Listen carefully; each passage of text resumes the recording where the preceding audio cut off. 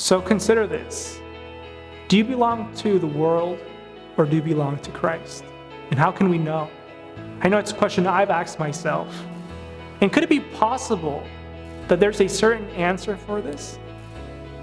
When we talk about the church beyond brick and mortar and that fellowship of belonging, there is something at the foundation of that experience. The Apostle Paul knew for certain, without a doubt, that he belonged to Christ and that there was a crown of life waiting for him.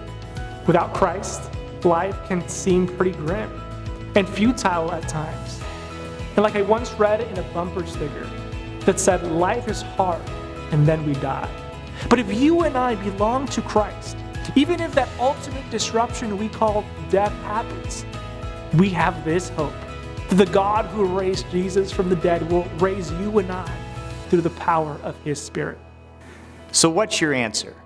Do you belong to the world or do you belong to Christ? I invite you to prayerfully meditate and discover with me the answer to that question from Romans chapter 8 and verse 11.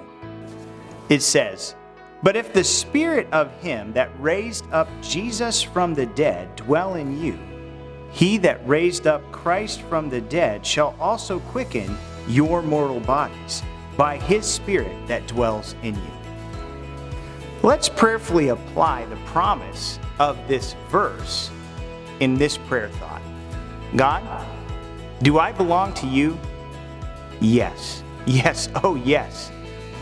But God, help my confidence, my assurance, never to be about what I have done or what I have said, but help my assurance to be about what you have already done and what your word says you will do for me.